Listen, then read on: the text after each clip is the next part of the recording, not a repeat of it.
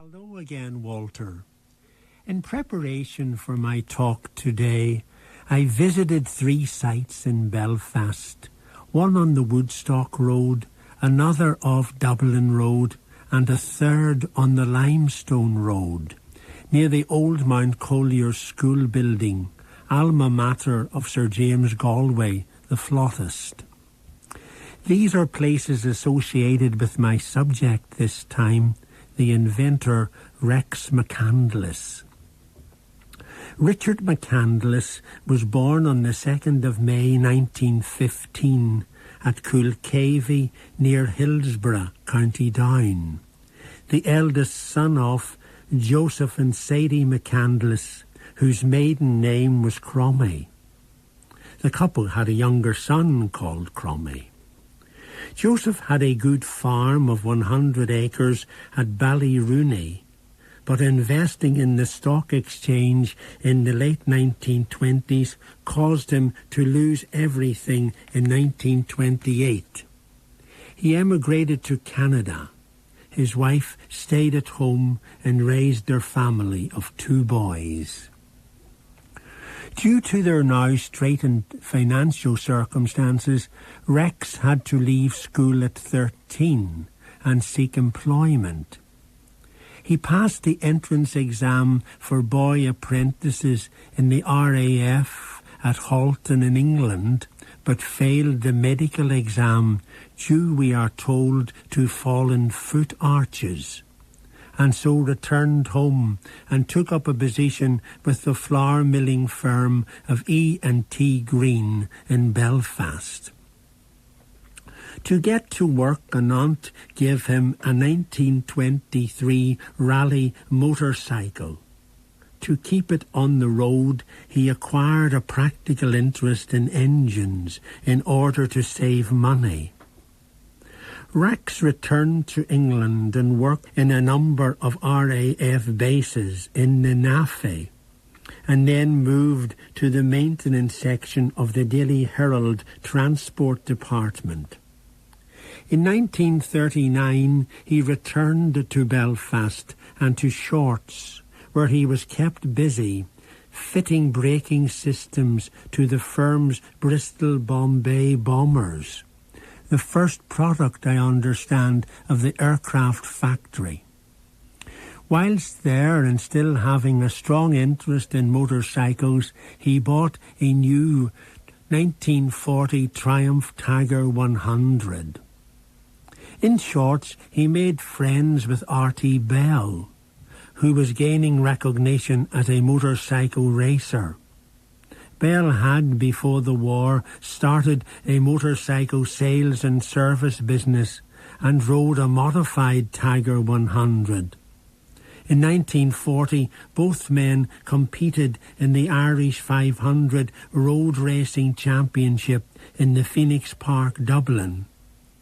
Rex won this event as a novice and had the fastest lap time as well.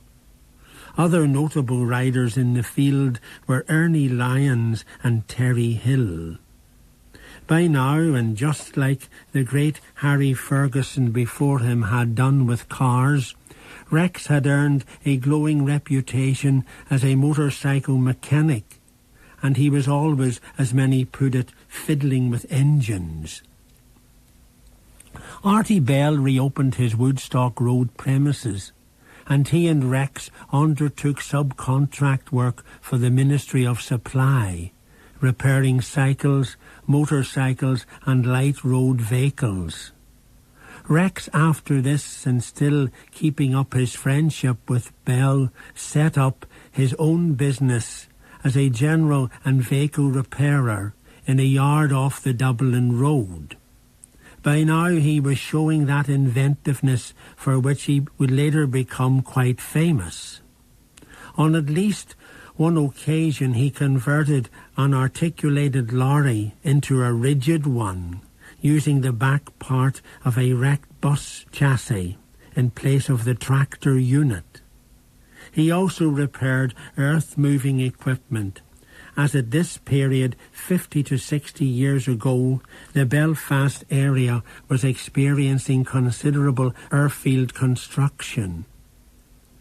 Rex brought his brother Cromie into the business with him, and it expanded. Artie Bell supplied the larger premises needed for this expansion and became again a partner. This base provided both Bell with the security to continue his motorcycle racing career and Rex to continue experimenting with bikes. Rex, in attempting to improve the handling capabilities of his Tiger 100, designed a light double-loop frame and improved the rear suspension. And when racing resumed after the Second World War, he combined his improvements with his existing engine at the races at Bangor Castle in 1946. The machine handled well there, and in 1946 at Brands Hatch in Kent, on a grass track circuit, a challenge match was held between a top English team and a Northern Ireland one. The English, when viewing the Ulster team's awkward-looking sprung rear suspension bikes, felt that their own machines with their rigid suspensions would win the day. But in the end, the Ulster men had the last laugh and won all before them. When this happened, there were many requests to copy Rex's new system. Instead of attempting to manufacture it, he sold the rights and moved on, as it were. A year earlier, Rex had met Freddie Dixon, who was a top motorcycle rider before transferring to cars, and was a legend at Brooklands and on the old Ards TT circuit in the 1930s. Again, through experiments in carburation with Dixon, he was able to apply these advances to motorcycles, and as a result was able to help Ernie Lyons in the Manx Grand Prix in 1946, when his well-tuned machine won in spite of having a broken frame. Perhaps I should now, Walter, say a few words about the sporting career of Artie Bell. For at the heyday of his motorcycle racing days, he was something of a household name in Northern Ireland. So much so that I can remember when young that anyone performing daredevil feats on a bicycle or motorbike might well be told, "Who do you think you are, Artie Bell?" Bell was born in Belfast in 1915, so he and Rex were contemporaries. In his time, he was a motorcycle sprinter, grass track rider, hill climber, and a car rallier who took part in the Circuit of Ireland Rally. But he is best remembered as a road racer on motorbikes, having been a member of the Norton factory team in the late 40s and into 1950. Artie won the 1947 and 48 Dutch TTs, the Isle of Man Senior TT in 1948 and the Senior and Junior TT there in 1950, and also in 1948 the Swiss Grand Prix.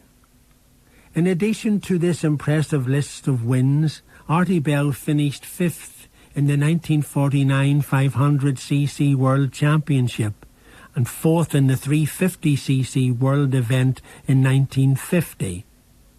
In 1950 he suffered a serious injury whilst taking part in the Belgian Grand Prix, and after being in hospital for several weeks in Belgium and the London clinic was never able to race again, but was lucky to have survived. In 1949, Rex McCandless convinced Norton that it should use his lighter or feather bed frame, as it was now called, for their motorcycles.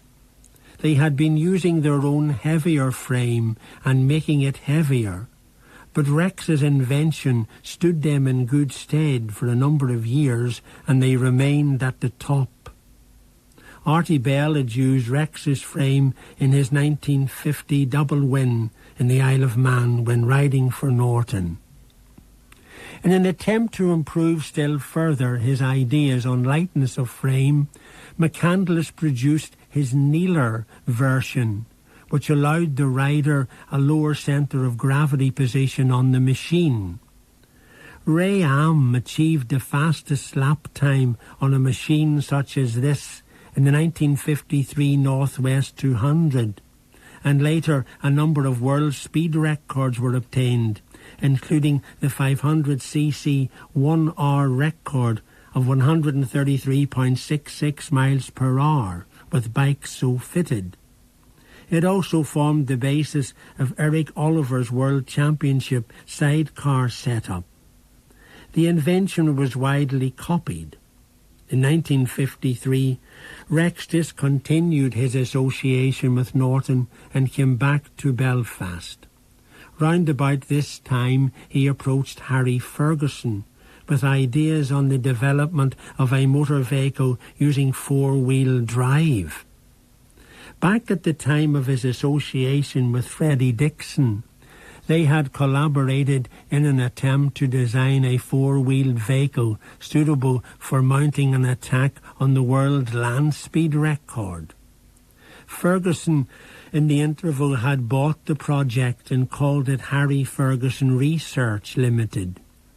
He had changed the aim of Dixon and Rex's design and was attempting to design a four-wheel drive motor car, one version being a military vehicle capable of transporting 4 personnel and their kit.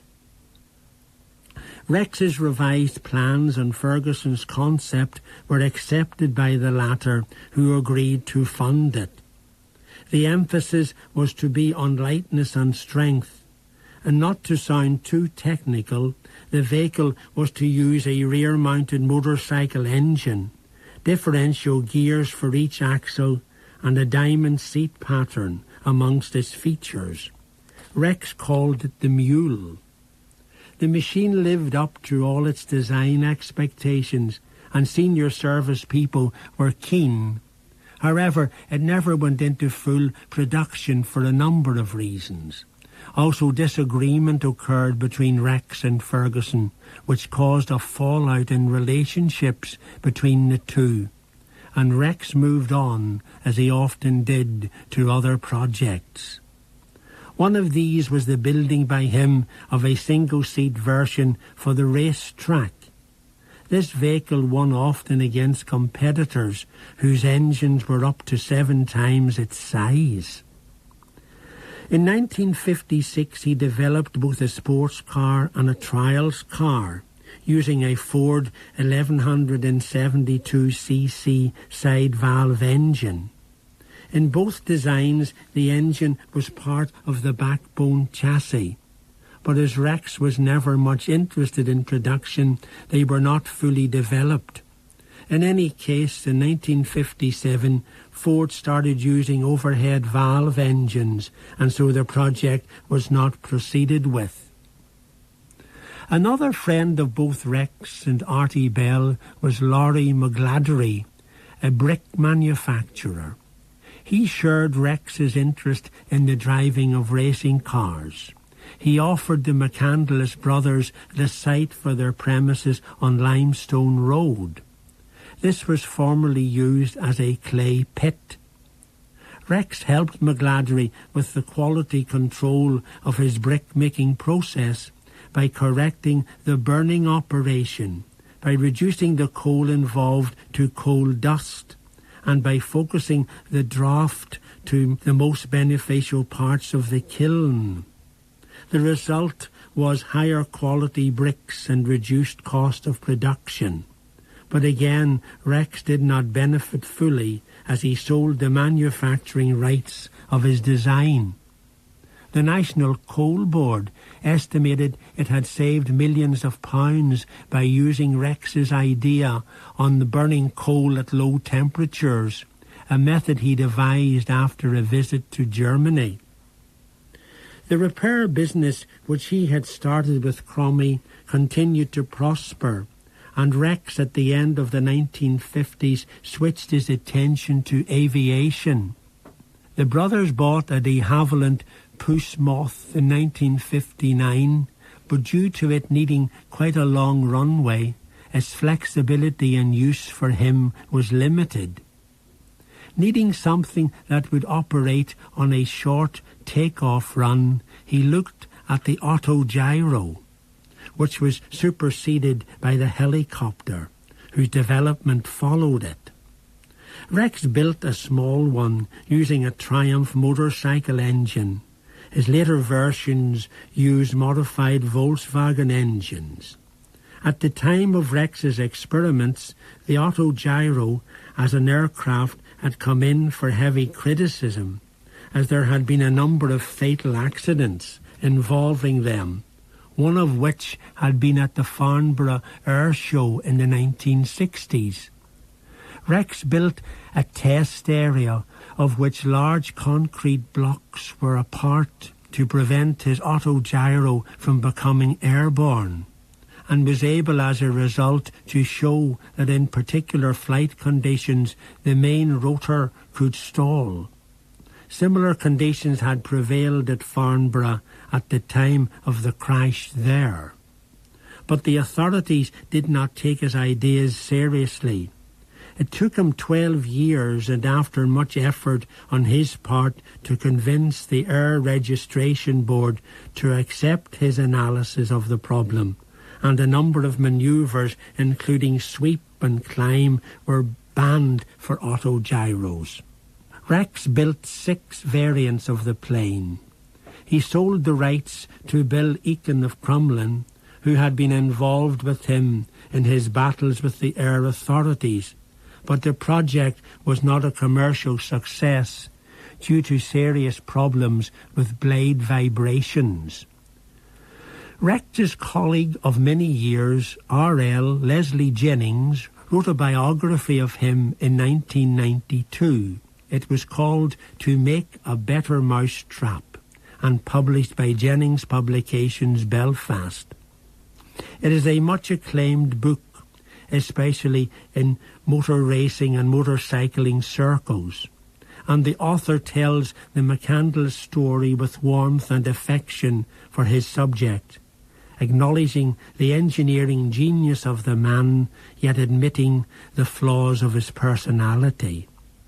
Jennings writes of Rex's strong competitive instinct in wanting to be the best in everything he attempted and competed for. He was, it seems, a man of great single-mindedness, even to the extent of rising in the middle of the night, having perhaps wrestled with some engineering problem which prevented sleep, and going into his workshop to test some idea that had suddenly occurred to him. To Rex there were apparently no dinner or tea breaks. Rex thought that his lack of an extended formal education was the reason why those in the higher reaches of the engineering and aviation fraternities did not take him seriously at times.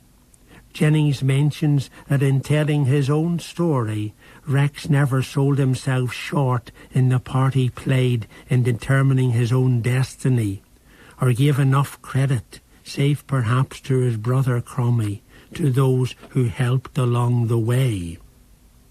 Others have written of Rex as well.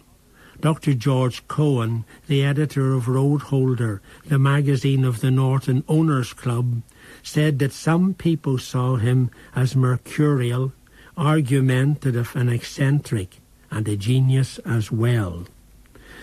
The Vintage Car magazine referred to him as being somewhat flawed but special, a remarkable man. Roger Moss of Moss Engineering, writing in September last year, tells of McCandless's ability to solve complex engineering problems with, and I quote, elegance and simplicity. Yet his difficult character traits at times tried the patience of even his closest friends. Some say that Rex died a bitter and lonely man. Rex died in June 1992 at the age of 77. He was unmarried, but had lived in Colloch, County Down, with Dorothy McGladdery. Artie Bell died 20 years earlier in 1972. From time to time, Rex gave lectures and talks on his own inventions, not least to local students in the County Down village. This man, who reportedly was a poorish scholar at school, as I've said, leaving early, had the distinction of having a prize called after him in 1993 by the Queen's University Belfast Mechanical Engineering Department for the best graduating student in that department each year. Near the end of his life, he made his own blackberry wine. This was much admired and celebrated by many people, enjoying his hospitality. Sweet Dreams was written in 1989 by Gordon Small and published by the Ulster Folk and Transport Museum, who have one of his autogyros on display in their transport collection at Coltraw. The booklet is the story of Rex's life, retold by himself to Small.